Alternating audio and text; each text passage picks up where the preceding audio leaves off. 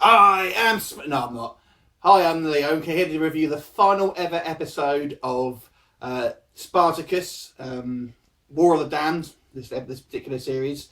So this is the season finale, and what a finale it was. This is how you do dramatic television. So this is going to be, obviously, have some huge spoilers. I can't really talk about this particular episode without giving away some spoilers. If you haven't seen it yet, I suggest you go and watch it. So, the first part of this episode is really kind of leading up to obviously the big battle that we're all kind of that we're all sort of know is going to happen. And what Spartacus is doing, essentially, he's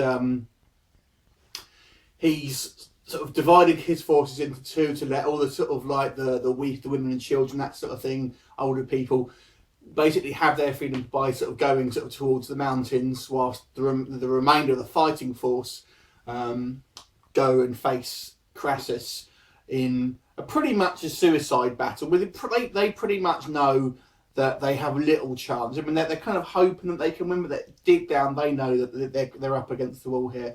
Just as Crassus knows that it's pretty much the odds are going to be massively in their favour.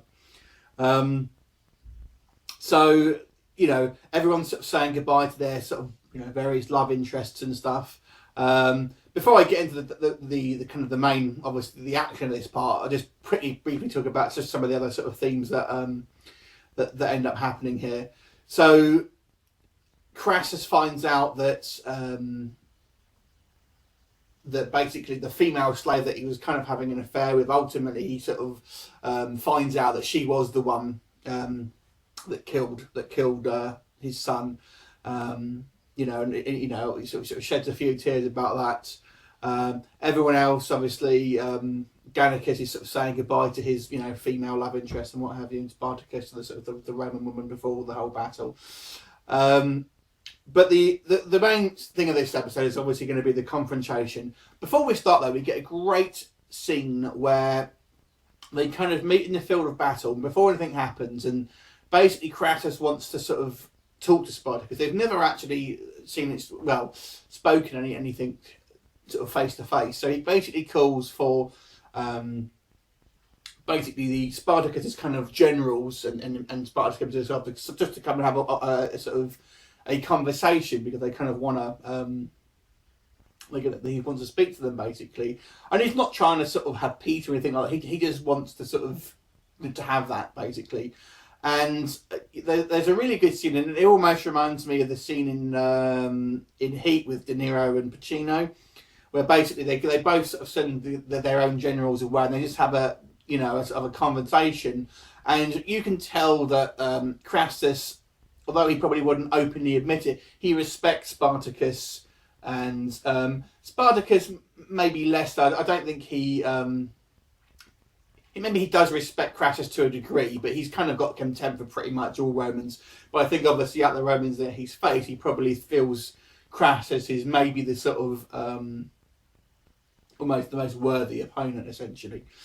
So they have some words in a great sort of scene, and then it's off to their respective camps to follow the battle. So let's talk about the big battle, because this is all what it's going to be about. Now, this episode is certainly not going to be historically correct, and I think if there's any complaints about this episode, that will be it. Now, I don't care, to be honest with you. I'm looking at this as a TV show. I'm not looking at this for a history lesson. There are obviously, it's followed roughly the sort of, the history of what's actually happened, but it has embellished it, and the creators obviously acknowledge that. So basically, we have this huge battle, and Spartacus's men, are massively outnumbered, and obviously they don't fare well, particularly in open combat, with obviously Romans that have all the sort of the war machines, the the big crossbows, and things like that. But they kind of use some great tactics to kind of almost get an early advantage. They sort of dig like a spiked pit that the Romans just unwittingly sort of march into and things like that, and some really good scenes. So I think, maybe they really do have a chance. So then basically the last portion of this episode is just fighting, and oh my god, it's it's some of the best action that I've seen on TV. Really emotional stuff. Now, obviously, it does follow certain aspects of the history, and pretty much most of Spartacus's generals and his characters that we've kind of known do get killed off, and they all have their own sort of heroic death scenes. I think Lugo is the first to go out. That's sort of like the sort of major characters. Navia, Saxa, all get sort of killed on the field of battle, and we sort of see their sort of very sort of heroic death scenes and things like that. There's quite a sort of like a good one-off, one-on-one fight between Caesar and Gannicus. Agron, although he was crucified in the past sort of episodes, he manages to sort of join the fight by having a kind of makeshift shield and sword. So he's there as well, along with obviously Nazir. So basically, Crassus, being the sort of like the more hands-on military sort of leader that he is straight in the battle as well, and he gets sort of injured fairly early on, and is kind of pulled out of the battle by his generals, and basically Spartacus essentially runs up and for a one-on-one conversation dispatches all of his kind of bodyguards and what have you, but he's injured himself. And then there's a kind of a fantastic, again, one-on-one battle between Spartacus and Crassus. Unfortunately, Spartacus is speared in the back by a couple of other Roman soldiers. Crassus is then just about to execute him, and Spartacus is sort of given a reprieve by Agron and Nazir, who sort of come up and sort of not exactly save him, but basically sort of knock Crassus off a cliff, and not a big cliff, just to sort of get him out of the way. And that's it. Now that he's sort of taken away. In the meantime, Gannicus is massively outnumbered and kind of knocked unconscious and captured.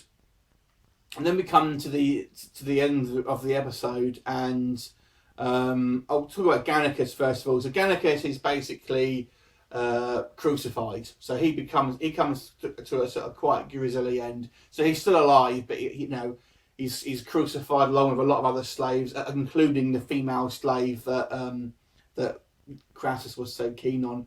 And there's a kind of a big, you see a great shot of all these sort of crucifixes with all the slaves on there. While he's sort of dying, he's sort of imagining Animaeus and the sort of the arena and stuff like that. Now, obviously, this bit is kind of obviously quite different to maybe what we've seen in other sort of Spartacus films and things like that. So, but it's quite clever in a way. Basically, Pompey sort of turns up right at the end, who is the sort of the leader of the other Roman legions, and basically he's saying he's defeated Spartacus because he was going over all these, all over these in the mountains. That basically that was the second group of all the sort of women and children. So basically they've been sort of slaughtered, but Pompey is sort of is taking the credit for it, and Crassus lets him. So that kind of gives this the idea that, as history is concerned, that's what happened. That Spartacus was claimed to have been killed in that sort of battle there, because Pompey sort of taken the sort of credit for it, and basically Crassus lets him. But in reality, in this TV show at least, sort of Spartacus manages to sort of escape temporarily, and along with Agron and Nazir, along with the obviously a few survivors from the ones that got sort of slaughtered up in the mountains, including the female love interests of Spartacus and Gannicus. So that's kind of what they're saying is obviously in history that's what will be said, but in reality, in this TV show at least, Spartacus actually got out of it. But he dies shortly after. But he dies with the remaining forces, and is kind of given a sort of a hero's burial. So So for the purposes of this TV show, I thought it was really, really good. I mean, we all knew that Spartacus was going to die, but I'm kind of, for this TV show, they've changed to kind of give him, not like, he's not been sort of taken out and crucified and things like that. So he dies on his own terms. And, you know, there's a really good scene just before, just going back slightly, where Crassus is basically just saying, you know, if only you were a Roman, you would have been like, you know, the most amazing sort of Roman general, what have you. And, you know, there is obviously a begrudging respect between the two of them, I think. But, you know, what the action was fantastic. I mean, they've obviously spent a lot of money on this finale. Really, really good. I mean, I'm going to give this episode a 10 out of 10. So, a great series finale to a great series in general. Really, really good. There's talk of obviously having a spin-off series with Caesar, so we'll see if that actually happens. I know a lot of people kind of wanted to have a Gannicus you know, spin-off, but if he died in reality, then they can't really, I suppose they can't really make it too, you know, too completely away from history, otherwise it kind of devalues obviously what you've already seen. But really good. How did you feel this series this series finale, how did you feel it worked? I mean, what would you give out at 10? And would you like to see this series continue in other forms, like a Caesar spin-off or something like that? Leave me a comment and I look forward to seeing you next time. See you later.